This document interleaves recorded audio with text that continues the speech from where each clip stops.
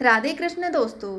काजल नाम की एक लड़की अपने पति के साथ एक अपार्टमेंट में रहती थी। काजल का पति राहुल एक सॉफ्टवेयर कंपनी में टीम लीडर के पद पर था।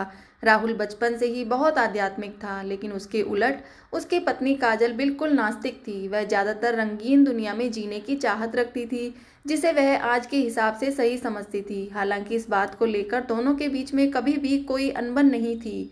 दोनों अपने जीवन में बहुत खुश थे। एक दिन सुबह सुबह राहुल टीवी में धार्मिक कार्यक्रम देख रहा था, जिसमें साढ़े साती काल के बारे में बताया जा रहा था।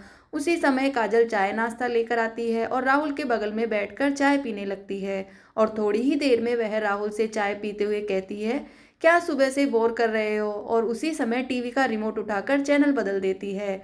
राहुल को काजल का बर्ताव अच्छा नहीं लगता। वह काजल से कहता है, क्या तुम साढ़े साती की महादशा के बारे में कुछ जानती हो? जो तुमने उसे बकवास समझ लिया। धर्म की बातें समझने के लिए आस्था लगती है, लेकिन तुम तो बिल्कुल नास्तिक हो। लेकिन तुम्हें किसी और की भावनाओं को तकलीफ देने का हक नहीं है।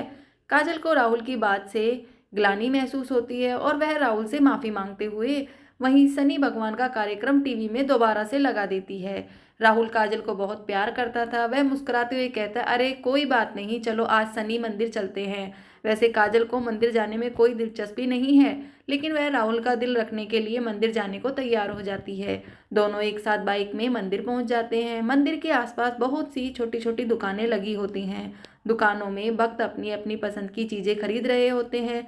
राहुल प्रसाद खरीदकर मंदिर की तरफ चलने लगता है। वहीं सीढ़ियों पर एक बाबा काले कपड़े पहने हुए बैठे हुए थे। राहुल उनके कटोरे में कुछ पैसे डाल देता है और काजल के साथ मंदिर चला जाता है। मंदिर में शनि भगवान के दर्शन करने के बाद पुजारी से प्रसाद लेकर दोनों सीढ़ियों से नीचे उतरने लगते हैं। और जैसे ही वह नीचे आते हैं, वही बाबा काजल को देखकर कहते हैं, बेटी अपना ध्यान रखना। काजल बाबा को प्रणाम करके राहुल के साथ घर आ जाती है। दरअसल बाबा बहुत तेजस्वी थे। उन्होंने काजल को देखते ही महसूस कर लिया था कि उसके ऊपर शनि की दृष्टि पड़ चुकी है, जिससे उसका साढ़े साती शुरू हो चुका है और उसके जीवन में संकट के बादल घिर गए हैं। काजल के घर पहुंचते ही उसके सर में दर्द होने लगता है। काजल राहुल से कहती है, आप थोड़ा मेरे लिए चाय बना लीजिए, मेरे सर में बहुत दर्द है। राहुल काजल के लिए चाय बनाकर ले आता है। राहुल को ऑफिस जाना होता है, इसलिए वह तैयार होकर जल्दी निकल जाता है। काजल घर के काम खत्म करके दोपहर को सो जाती है। शाम को राहुल अपने ऑफिस से घर आता है। काजल तब तक सो ही रही होती है।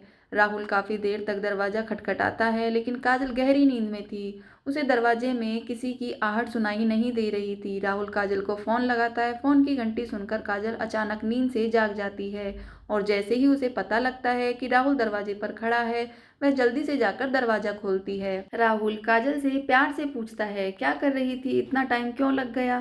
काजल आंख मीचते हुए कहती है, पता नहीं कैसे इतनी ज्यादा नींद लग गई कि आपकी आवाज सुनाई ही नहीं दी।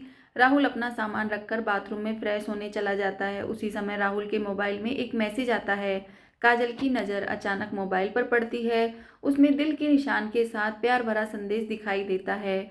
मैसेज देखते ही काजल के रोम रोम में आग लग जाती है, क्योंकि वह अपने पति से बहुत प्यार करती थी और यदि वह बेवफा निकले तो उसे बर्दाश्त नहीं होगा। काजल की आंखों से आंसू निकल आते हैं। उसी समय राहुल बाथरूम से बाहर निकल आता है।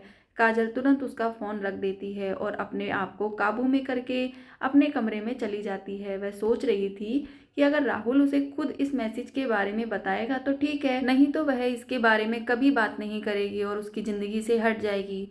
दोनों के प्यार को ग्रहण लग चुका था। साढ़े साती काल ने काजल को अपनी गिरफ्त में ले लिया था। काजल का स्वभाव बदलने लगा था। वह अपने पति पर शक करने लगती है, जिसके चलते उसके रिश्ते में दरार आ चुकी थी। कुछ दिनों के अंदर दोनों के बीच में झगड़े होने प्रारंभ हो जाते हैं। राहुल काजल को समझाने की बहुत कोशिश करता है, लेकिन काजल के दिमाग में वही मैसेज घूम रहा होता है। वह राहुल की किसी भी बात पर भरोसा नहीं कर पा रही थी। राहुल काजल को खुश करने के लिए उससे कहता है, चलो मंदिर चलते हैं और वहीं से बाजार घूमने चलेंगे, आज कुछ कपड़े खरीदते हैं। लेकिन काजल गुस्से में वहां से उठकर चली जाती है। राहुल अकेले ही मंदिर चल देता है। राहुल को दोबारा वही बाबा मंदिर की सीढ़ियों में फिर से दिखाई देते हैं। वह राहुल को देखते ही उसे अपने पास बुलाते हैं। राहुल हाथ जोड़कर बाबा के सामने जाकर खड़ा हो जाता है। बाबा कहते हैं, बेटे तुम्हारे जीवन में संकट दिखाई दे रहा है, क्या तुम ठीक हो? राहुल कई दिनों से काजल से परेशान था। वह बाबा के सामने बैठकर अपनी समस्या बताने लगता है। हालांकि बाबा काजल के साढ़े साती योग के बारे में पहले से परिचित थे, इसलिए वह राहुल को काजल के ऊपर आए हुए संकट के बारे में बता देते हैं और कष्ट से मुक्ति के लिए उपाय बताते हुए कहते हैं कि तुम्हारी पत्नी को शनि भगवान की विशेष पूजा करनी होगी, जिसके बाद वह सामान्य स्थिति में आ जाएगी। राहुल भगवान का दर्शन करने के बाद घर पहुंचते ही काजल से कहता है, आज मंदिर में वही बाबा जी मिले थे। उन्होंने बताया कि तुम्हारा साढ़े साती योग चल रहा है, इसलिए तुम्हारे जीवन में चिंता बनी रहती है। तुम शनि भगवान की पूजा करो, उससे सब ठीक हो जाएगा।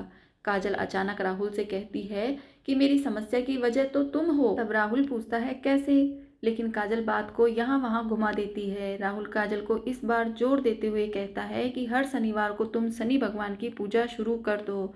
लेकिन काजल राहुल को मना कर देती है और गुस्से में कहती है, तुम मुझे किसी काम के लिए मजबूर मत करो। मैं इन सब बातों पर विश्वास नहीं करती। राहुल को समझ में नहीं आ रहा था कि वह अपनी पत्नी को शनि के प्रकोप से कैसे बचाए।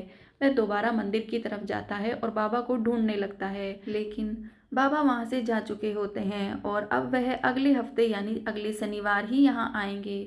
राहुल के पास तब तक का वक्त नहीं था, क्योंकि वह समझ चुका था कि अगर वह सब ठीक नहीं हुआ तो काजल और उसका रिश्ता टूट जाएगा। वह काजल से बहुत प्यार करता था, वह उसके बिना जीने की कल्पना भी नहीं कर सकता था। राहुल मंदिर में पुजारी जी से बाबा के बारे में जानकारी लेता है, लेकिन पुजारी जी को बाबा के बारे में कुछ पता नहीं था। वह कहते हैं, बेटा मैं यहाँ सुबह से आता हूँ, लेकिन मैंने आज तक किसी बाबा को सीढ़ी पर बैठे नहीं देखा। पता नहीं तुम किसकी बात कर रहे हो। राहुल को ताज्जुब होता है, क्योंकि वह तो 2 बार बाबा को मिल चुका था। वह शनि भगवान के सामने हाथ जोड़कर कहता है, प्रभु मुझे बाबा से मिलना है। और इतना कहते ही राहुल मंदिर के नीचे उतरने लगता है। अचानक सीढ़ियों में उसके सामने बाबा प्रकट हो जाते हैं और उसे एक शनि भगवान की मूर्ति देते हैं और कहते हैं, इसे अपने घर में रख लेना और इन्हें तेल से स्नान कराना, तुम्हारा कल्याण होगा। और इतना कहते ही बाबा अचानक राहुल के सामने से ओझल हो जाते हैं। राहुल को समझ आता है यह कोई साधारण बाबा नहीं बल्कि तेजस्वी आत्मा है। राहुल अपने घर पहुंचकर शनि भगवान की मूर्ति स्थापित कर देता है। राहुल जैसे ही वह मूर्ति को तेल से स्नान कराता है, काजल पीछे से आकर जोर जोर से चिल्लाने लगती है और कहती है, खुद चरित्रहीन होकर ये ढोंग मत करो। अपनी गलती छुपाने के लिए तुम शनि भगवान का सहारा ले रहे हो। अपने आप को आईने में देखो तो पता चलेगा कि तुम कितने घटिया इंसान हो। काजल की इतनी अभद्र बातें सुनते ही राहुल के पैरों तले जमीन खिसक जाती है। उसने उम्मीद भी नहीं की थी कि काजल उससे कभी इस लहजे से बात करेगी। राहुल शांत स्वभाव का था। वह काजल को शांत करते हुए पूछता है, क्या हुआ काजल, आराम से बात करो। काजल तुरंत उसका मोबाइल लाकर वही मैसेज उसके सामने रख देती है। राहुल काजल से पूछता है, क्या है। काजल तुरंत कहती है, तुम बताओ ये क्या है और कौन है जिसने तुम्हें ये मैसेज भेजा है। राहुल काजल की बात सुनकर मुस्कुराने लगता है और कहता है, अरे पागल, यह मैसेज उस लड़की ने मुझे नहीं भेजा था, बल्कि कंपनी में काम कर रहे मेरी टीम के एक लड़के ने उस लड़की को भेजा था और उस लड़की ने मुझसे उसकी शिकायत करने के लिए यह मैसेज मुझे फॉरवर्ड किया था। यह बात सुनते काजल का दिमाग शून्य हो जाता है। उसे कुछ समझ नहीं आता। वह जमीन पर बेसुध होकर बैठ जाती है। राहुल उसके बगल में बैठकर उसका हाथ पकड़कर पूछता है, क्या तुम इतने दिनों से इस मैसेज की वजह से मुझसे झगड़ा कर रही हो। तुम पागल तो नहीं हो गई।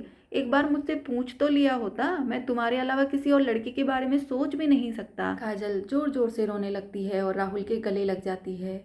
अनजाने में ही सही, लेकिन शनि भगवान की कृपा से काजल को साढ़े साती योग से छुटकारा मिल जाता है। दोनों के जीवन में फिर से खुशियों को न्योता मिल चुका था। शनि भगवान के विराजमान होते ही दोनों के बीच झगड़े की वजह ही समाप्त हो चुकी थी और उनके जीवन में खुशियों ने फिर से दस्तक देना शुरू कर दिया था। और दोनों के जीवन में कष्टों की समाप्ति के साथ ही धर्म की यह कथा समाप्त भी हो जाती है।